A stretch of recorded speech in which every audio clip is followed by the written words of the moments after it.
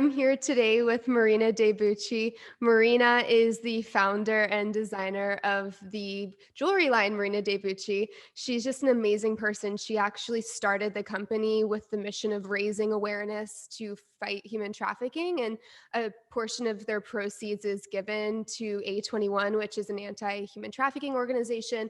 If you've listened to any of my previous episodes, I actually had Andrea Morales from A21 on here. They're just doing incredible work. And I love that you've dedicated your work to that, Marina. I think it's really amazing. And I have a quote from you that I love, that your mission is to empower women to make a difference and to support them in their journey of life by inspiring them through the symbolism behind the jewelry. I think that's just like speaks volumes to who you are as a person. And I'm just so excited to have you on here. So welcome, Marina. Oh, thanks so much for having me. I've never been on a podcast before, so I'm excited. I love that. And I'm honored that you do one with me. So Marina and I actually got connected because I was working with her brand, doing like a partnership type thing. And so through that, I just loved their mission. Their jewelry is beautiful. I'm actually wearing right now 2 of her necklaces. I love it. Yeah. And I just really am passionate about using our gifts and our passions to do good in the world too. So you're literally living that out, and I'm excited just to kind of pick your brain how you got into it. So the cause human trafficking obviously is very aligned with me, and like I have a passion for it, but how did you first hear about human trafficking and get passionate about the cause? Yeah, so I moved to London when I was about 18, and I got involved in my church and basically went to a women's night, and it was like an A21 talk, and they had this video of a girl selling cupcakes at her school to raise awareness and raise funds to fight human trafficking. And I'd never heard about human trafficking before that. And so when I saw this video, I was like, oh my days, this girl is 14 and she's selling cupcakes. And if she can do something, so can I. And I think, I remember walking out of that talk with just like a fire in my heart to like do something. And I didn't know what that would be, but I just knew I had to do something. And yeah, that's how I found out about it. That's incredible. Also, I'm freaking out because I think I saw the same video at a church conference that I went to years ago. And that was like the first thing that opened my eyes to human trafficking. And whether it was the same video or not, it was an A21 campaign. And I just remember being like, I couldn't forget what I saw. And I was like, same fire inside me. Like I have to do something about this. And I still don't know who she is to this day. Who the cupcake I still don't know girl who the cupcake. Yeah. And I'm like, I should go and find her. Like I still think about it because she wouldn't, I don't know if she knows how much of an impact she's had, like a ripple effect on people. So well, I think that's cool. just such a good picture too of like, sometimes you might not even be aware of like any impact that you're having, and you're working really hard doing what you feel like you're called to do, but you don't necessarily see a direct impact. And then there's someone out there who went and started a jewelry line because you inspired them with their work. So that's really cool. And what was the process like getting Marina De Buchi started? So first I had a clothing line. All right, so I'll start from the beginning. From a child, I was always really entrepreneurial. I can never say that word. But I was always had businesses. So I had an Apple business. Like I would sell my sister my clothes at a really young age. I would set up like a shop in my room. So it was always something. I always knew I was gonna like start a business, but I didn't know what obviously. So it wasn't until I moved to London to study fashion and I realised I had kind of like such a passion for design. So first I started designing, I would go to garage sales. In America, you call it garage sales, but we call it car boot sales. Garage sales. Secondhand, yeah. And I would buy clothes and I would sell them on. So that's basically like when I realised, okay, I'm definitely going to do something in business. And I started giving 10% to A21. So I would like model these clothes and sell them online. And that's kind of like, it kind of like birthed out of that because I got so tired of selling clothes that I ended up like realizing that I need to do something else. It's a lot of work. So Marina De Buchi started from basically having a lot of failures. And yeah, and then so basically I decided, I had like this vision of a bracelet. And so after A21 event, I decided like I need to design something that people can keep on and it's going to raise awareness.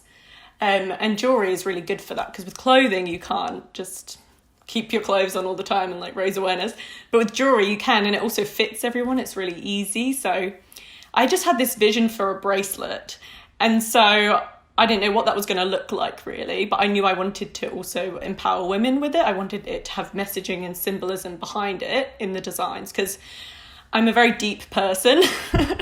So I'm just not someone that likes just material things. They have to kind of like serve me or like impact my life in a positive way. Like I don't just like having like pretty things. I like it when things have a meaning. So I just had a vision for a bracelet, and I was lucky enough to live in London at the time. So it's one of the fashion capitals of the world, and so I would notice a lot of trends and research a lot about what was trending at the moment. And at the time, this was 7 years ago now, but dainty jewelry was like the peak trend. Like everyone had really dainty jewelry, and I just thought that was like the perfect that would be the perfect bracelet, like a little dainty jewelry with a meaning behind it, and it would also help fight human trafficking through raising awareness and contributing 10%. So I think if the question is, I think the main thing that really helped me start was just gathering up, like making my vision come to life. So I would make like mood boards, Pinterest boards. I would just constantly be looking at what people were wearing, and I just got my vision onto paper basically, and that was how I started. Yeah. I love that. I feel like anytime you're building something, and sometimes I feel this way even with this podcast, it's like so overwhelming. Where do I start? And so even like building a brand, you're just like, I mean, for me, I'm like, oh, I need a whole team. I need a whole team. And when it's just you, I'm sure you guys have a team now, but in the beginning, was it just you? Yes. I mean, yeah, like I started designing with my brother. So I had a great gift of drawing a little bracelet on a piece of paper or a napkin, you know. I was like that kind of person. I had the vision, but I wasn't great at like making it graphic design. So my brother kindly helped me get that onto graphic design. And that was really helpful, because I just feel like, yeah, when it comes to my brain, there's so much going on, but it's hard for me to kind of communicate that or get that out. So I use a lot of like mood boarding and stuff like that. And then I get help from graphic designers, because graphic designers are very good at detail and I'm not very good with detail. So that was a great help. Yeah. I think that's really important though, and just good advice to anyone listening. It's like knowing what your strengths are, and then Yes. being able to be like, I can't do this all on my own. I have to ask for help. Yes. And I Yeah. struggle with asking for help. So it's Honestly, yeah, I completely agree. And I think even to this day, I do too much alone because it is hard sometimes to find the right people and the people, but when you do, it's amazing. But I do think definitely ask for help. And I think it is almost a pride thing when we want to do things on our own and kind of give ourselves the credit, but we need each other, and it's so much easier when you have help from people and their strength. Do you know what's amazing is personally, I hate emails. I hate doing emails. I'm not very good at focusing. I'm very it's hard for me to write emails and just sit there for hours. But I do it because I love what I do, obviously. But I know people that say to me, I love doing emails. And so those are the types of people, they need to thrive in what they love as well. And by letting other people help you, you're allowing them to do what they love. And that's really cool. And so that's always an eye opener to me when someone says that they love emails and stuff, because it's just not what I'm good at. But they would hate to do what I do. They would hate to do creative things, but they're good at admin. And I think it's just allowing people to come alongside you, and yeah, it's so much more fun too. So Absolutely. I love that. And I think it is so cool because we have different gifts, and I've tried to do things on my own so many times, and it's really amazing when you find that team where like they're doing what they love and they elevate your vision. I think sometimes it's like I just want my vision to be met, and then when you have that team and they exceed your expectations, I mean, that's why I love filmmaking, because you truly, like, you can't be all the things. You can't be the sound person and the camera person. You have to have a crew. And so kind of seeing that alignment is like why I love film. And I think it kind of translates to anything, whether that be starting a jewelry line or a podcast or whatever it is that people want to do. So thanks for sharing all that. And I also wanted to ask, like, what did you learn when you were starting out about with the vintage clothing? Like, was there anything you learned there that like helped serve you for what you're doing now? Because I think for me, like, every different venture I've had has prepared me for the next thing. And so I'd kind of love to hear what that process was like. yeah, so I guess it taught me a lot about my strengths. So I think the light bulb moment for me was when I went to a car boot sale or garage sale. I bought 22 items for £2.20, which is less than $2. And that's 22 items, and I sold them all for £10, £20, £30 each. So I made like hundreds from just a $2 sale. And I just think I realized that I have a kind of, it just taught me about my strengths in that sense. Like, I realized, oh, this is something that I could actually do. And also, like, I wasn't someone that wanted a 9-to-5 job. I wanted to travel the world. I wanted the flexibility. So I learned a lot from that, because I realized, wow, I can make money and do these things and support causes, literally not even having like a stable job.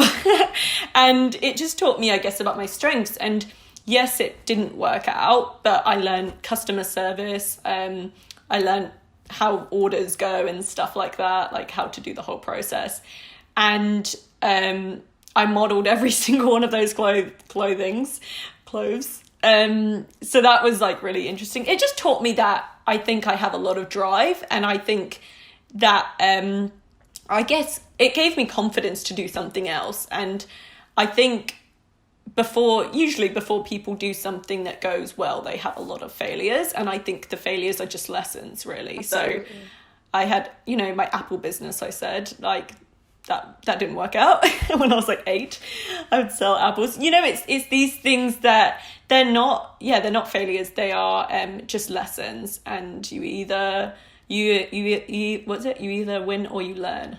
I love that. So yeah, I think it just taught me about my strengths, and that's what I brought into my next thing. It also taught me that selling vintage clothes is really time consuming, and it's better to have one product that you can just take a photo of and sell, rather than individually photographing every individual thing. It just taught me to do, so you mentioned so many great things about like learning from, every experience you've had. I totally agree. Like, failures are actually not the end. I think a lot of times, especially in American culture, like, there's so much emphasis on failure being like the end of something, and maybe the end of a chapter. I feel like a lot of times it's just like the ammunition you need for the next chapter. And it really takes off. No, that's so true. And I think often, I was going to talk about this at some point, but people often want to do something, but they don't, because they are like paralyzed by what the fear of doing it and the fear of failure. But really, starting is so important, because you will fail, you will do things, and then you learn from them, and then you can do another thing. And the worst thing is not doing anything at all, honestly. Yeah. Because you always learn from whatever you do. So the worst thing is to be paralyzed in fear. And I've been there, but it's just better to start somehow. That's so powerful. And I feel like I that really resonates with me too, of like the fear of it, but then also being like, I'm not enough, I don't have enough to get started, etc. But I think what you mentioned of just like focusing on one thing, and for you it Mm. was like the jewelry, and also just really focusing on the mood board and the vision, and then from there you expand. And I found like, Yeah. even with this podcast, I keep using that as an example because it's kind of a new venture that I'm on, but Yeah. like just starting, like I was in my bedroom like the last few months, and now I'm like in a studio space, and like you kind of just build one little piece at a time. But the worst thing Yeah. you can do is just not do anything, because it is Yeah. going to be messy at first, but you kind of have to get going to grow Yeah. it, you know? Yeah, yeah, and I just don't think you have to be like 100% prepared, because I've always innovated my brand and I still am and I still always will. And you just need to take the first step. I think that's like super important. So, Yeah, yeah. I love that. And kind of shifting gears to talk more about the human trafficking thing.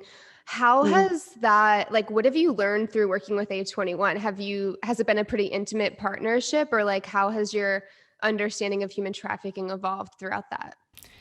Yeah, I think it's kind of hard sometimes, because obviously I'm in London and I'm, in my little home working all day, and it can kind of be hard because I'm quite separate from it. What feels like trafficking is quite far away, and like and it can sometimes be hard, and to kind of like remember like why I started my business is to fight human trafficking.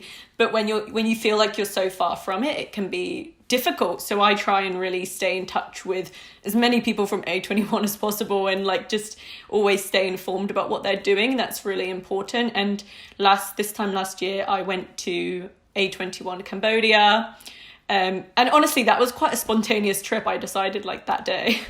Wow. I'm like a bit crazy like that. But I was just like, you know what, I want to see it. And I got on a flight and I went, and I got to meet Kristen, and she showed me around the child advocacy centres, and I got to really see like on the ground what they're doing. And that is at the moment where, so 10% of the sales price of my brand goes to A21 Cambodia at the moment. So for me, it's so important to physically see what they're doing. Like, I just think it's important for me and my customers, like that they know that I've been there and I, know the people, because, it's just so important. And then I also got to visit the A21 Thailand office as well in Bangkok. And that was like just straight after. And that was also really important, because that's where we also gave our donation from the year before. And that goes to help prosecute child sex offenders and help children restore from sex trafficking. And for me, it's just so important to be as involved in the charity as possible, because it's very easy to just give money and then like, all right, cool, I've done my part. It's like, no, I want to really, number one, educate myself. I make sure that I read books on human trafficking so that I'm always fueling my fire, and I'm never just, I don't know, it's easy to become complacent and just do the work, but I think you really need to remember the why, and that's what motivates me. Yeah. It's so important. Yeah. That's amazing. Yeah, I think always having a why, whether it's like you're raising money for human trafficking or whatever the thing is that you are passionate about, and that's kind of fueling what you're doing, it's so Mm-hmm. important to come back to that, because inevitably there will be trials, there will be struggles, and you'll be Yeah. like discouraged. But I also think with the human trafficking thing, I've so been there, and I think it's easy to kind of get like numb to it, because it's like Yeah. so traumatic and like so Yeah. terrible that It's our heavy. brains, yeah, like our brains want to protect us from that trauma, which is like great. And I highly advise anyone getting involved in this work to take breaks. But I Yeah. think still staying connected to like what's actually going on, and like connecting like beyond just the money, like you said, like on an individual level, and like seeing the impact that it's having is really amazing. Yeah. I just don't think that I would be still doing my business if I didn't have that cause behind it and the why. I just don't. And I don't know if that's helpful for someone out there, but I would have just, if it was just for me or like for business, I would have quit by now. There wouldn't have been that reason, that like fire behind it, it wouldn't have been worth it, in my opinion. So I don't know what people do with businesses without a cause, like, or a reason. I Yeah. think it serves two purposes. I mean, it helps you actually, as the business owner and the entrepreneur or whatever you're doing, keep moving forward when things get tough, because Yeah. you're fighting not just for your business, you're fighting for so many other people. And but also I feel like there's so much power in using our giftings and our passion and aligning it with something that can have a greater impact beyond ourselves. So I love Yeah. that you're doing that. And I kind of, this might be a hard question to answer because I don't know the answer necessarily either, but like, how can someone listening, maybe they're not a designer, maybe they're not a podcaster, what is one way that someone can like use their work and their gifts to help make a difference? Yeah, I think, well, it comes back to the cupcake girl. Like, she probably, I don't know if she thought about it, but she's probably like, oh, I'm probably not going to make much money, or, you know, I may only make a small impact in my school. But her baking skills led to a ripple effect that she might never know the fruit of. And so I would just say, start where you are with what you have. Use what's in your hands. I always talk about that, because it's literally like, you are a unique individual with your gifts, and no one else is you, and no one else can reach this sphere like of influence that you have. And so just start where you are, and you just don't know how much it could grow. And no like small amount of difference is like not worth it. I don't know if that makes sense, but yeah. No, it totally just makes like sense.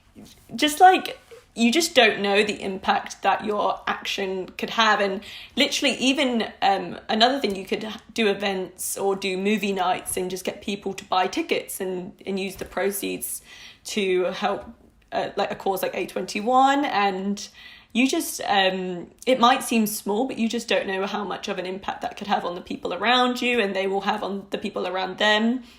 And I would also say, you can change the world in your day-to-day life, like being intentional with what you spend and putting your purchases, like spending money on companies that are like making a difference. Just small things can actually have a massive impact collectively. And so, yeah, I would say like, just start small. Don't worry about doing something crazy big or anything, and you just don't know where it could go if you start small. So Right. That's really powerful. And I think what you said too about like, everyone has their own sphere of influence. And I think sometimes we think that, at least for me in my past, I've been like, oh, well, I don't have enough followers to really make an impact with this. I don't have enough this or this or this. But even if you impact and inspire one person, I feel like that is enough, because then that one person will take their set of skills Yeah. and it's just this ripple effect, like you said. I actually, Yeah.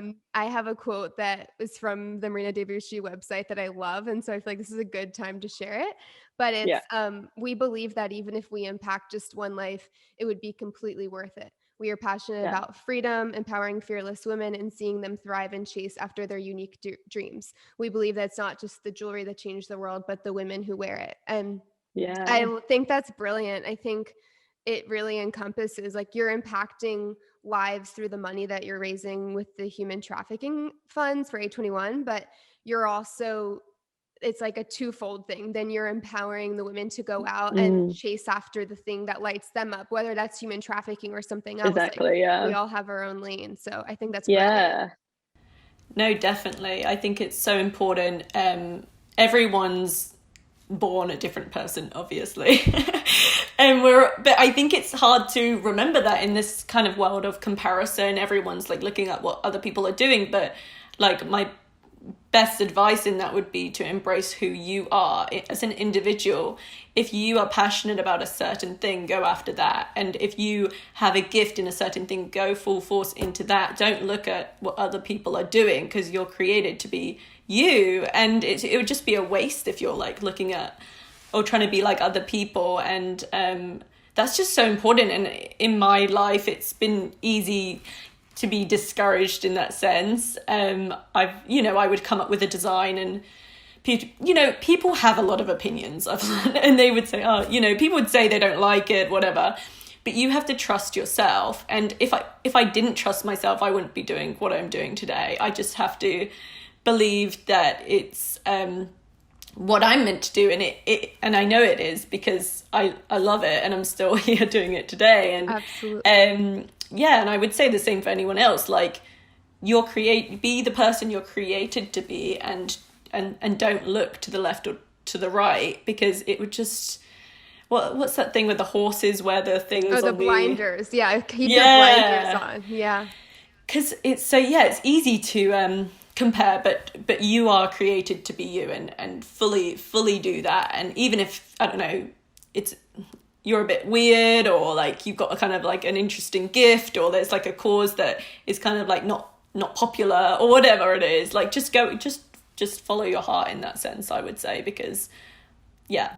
I love that. I think even sometimes the things that we feel like disqualify us or our weaknesses usually are Yeah. the things that are the most powerful, because for every like insecurity you have, there's also so many other people out there that have the same insecurity. And so there's a way that like the more we can embrace who we Mm, are and how we were created, imperfections and all, no pun intended with the name of this podcast, but yeah.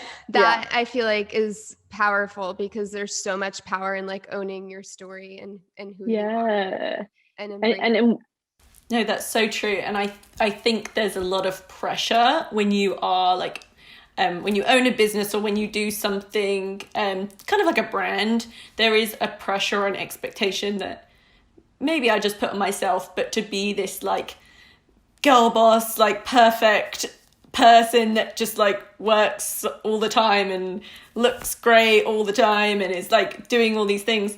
And it's just not reality. Do you know, like it's not reality. And I think one thing is, I love to be vulnerable, and I think Brene Brown says vulnerability connects us. And I always, it's like something that's been on my mind a lot recently. And I think I've just realized the importance of vulnerability recently. But being, owning a business and like having a brand, it's that kind of line of, do I talk about that, or would that make me look weak? Do you know what I mean? It's like, and so I think like it's definitely something I want to talk about more, but it is hard to kind of navigate those things. But I do think it's just so important, because I think when you're vulnerable, you help someone, because everyone's going through things. Do you know what I mean? Yeah, because we're all walking around thinking that we have to have it all together. And the second that someone steps up and says, actually, I don't have it all together. I mean, I kind of feel like I have always felt a similar pressure too with like my acting career. It's like, have your highlight reel online, like always look great, blah, blah, blah. But I think the more that you just like show up as you authentically are and are vulnerable, like you said, I love Brene Brown. That's what breeds connection. And I think sometimes people think that vulnerability is weak, but Brene Brown's whole thesis around her work is that it actually takes vulnerability to be courageous. And so, that's really, I love that. Yeah.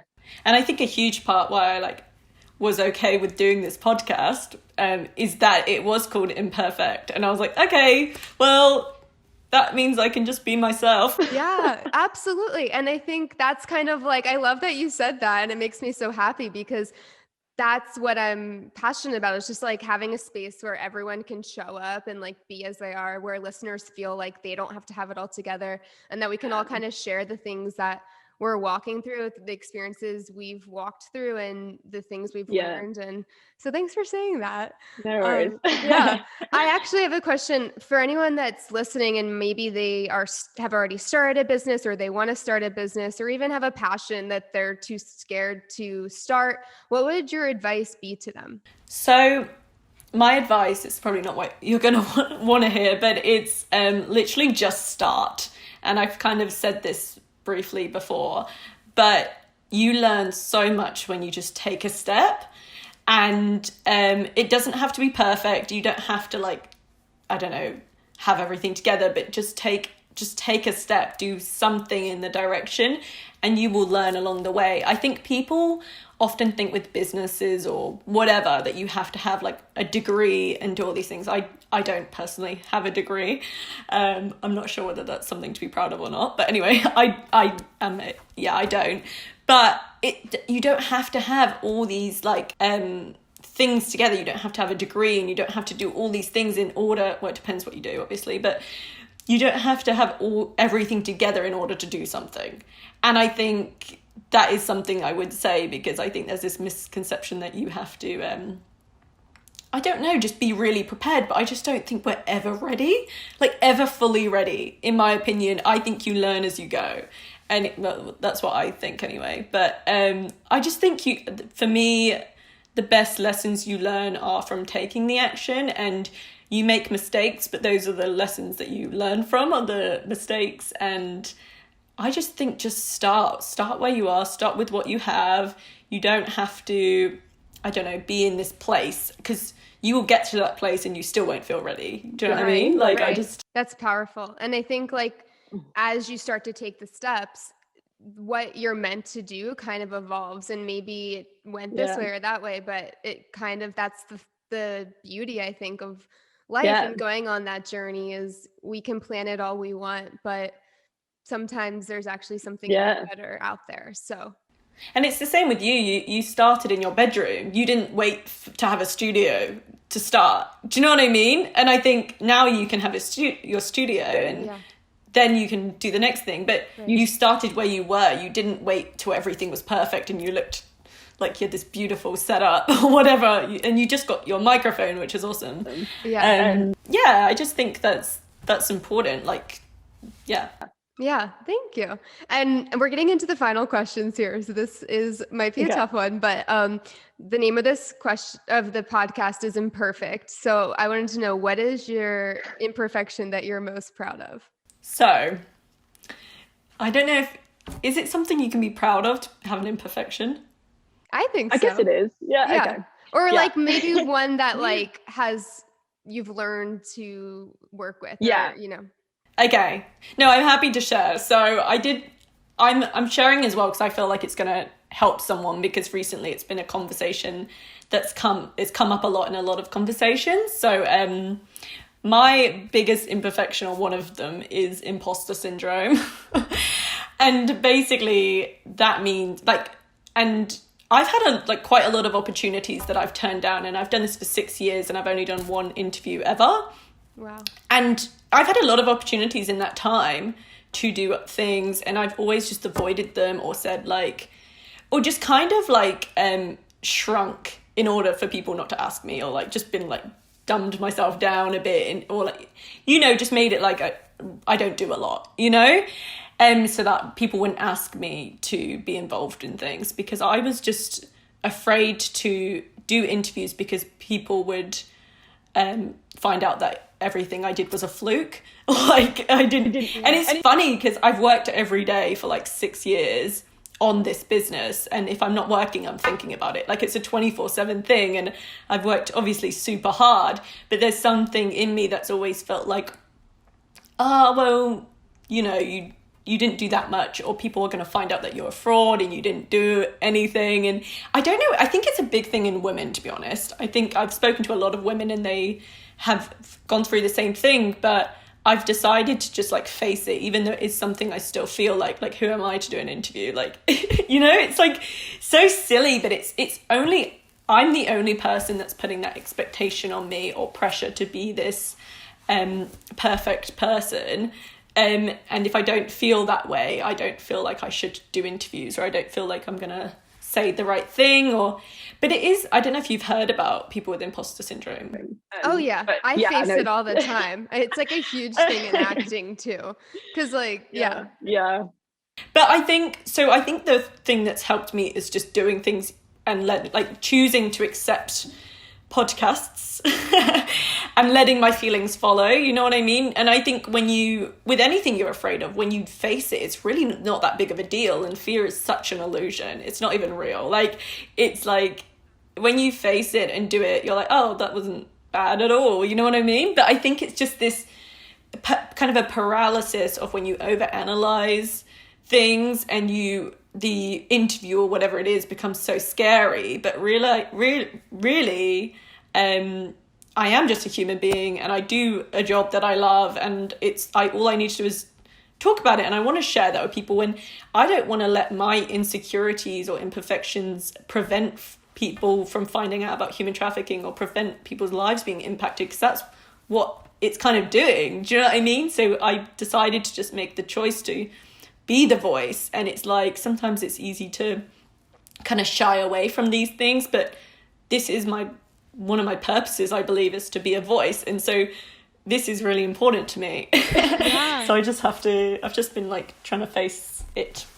That's incredible. Well, first of all, I'm very honored that you did say yes to this podcast. I know I've already been inspired in this conversation, and it is so funny. Like to me, you're like this amazing, like brilliant, like entrepreneur with a jewelry brand. Like you're just fantastic in my opinion. So like the imposter syndrome is never something that crosses my mind with you, but again, like it comes back to you being vulnerable to share that. And thank you for doing that. It's like, oh, I feel seen now. I feel connected to you now. And now someone listening, like they know they're not alone in that, and they can feel empowered to step out into whatever it is that that's scaring them. Yeah. Yeah. And I think it is important. I think the most uncomfortable conversations are the best ones. Sometimes like it's not easy to admit these things, but usually those are the conversations that are going to help people. And that's why I wanted to say it, because I've just had so many conversations. Like one of my friends,